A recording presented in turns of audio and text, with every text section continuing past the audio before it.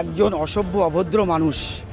তাই যদি না হয়, যে ব্যক্তি দীর্ঘদিন কংগ্রেস দল করেছে, আজকে নতুন নতুন বিজেপিতে গেছে, নিজেকে নিজের মহান নেতা প্রমাণ করবার চেষ্টা করছে, বিজেপির আরএসএসের দলদাসে পরিণত হয়েছে। কি করে সে সাহস পায়?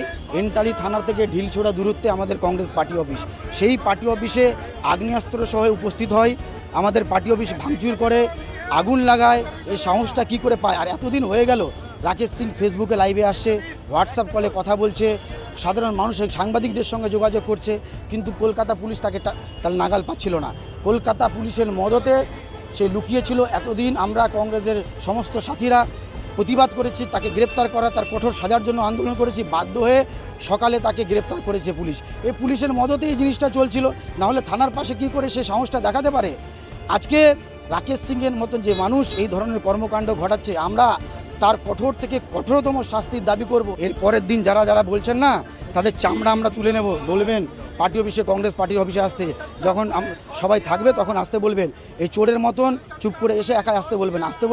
আমরা তাদের ভালো করেছে না খারাপ করেছে তার ব্যবস্থা আমরা করে দেবো তাদেরকে। বাংলা হান্টের আরো খবর দেখতে নজর রাখুন। বাংলা খবর মানেই বাংলা হান্ট।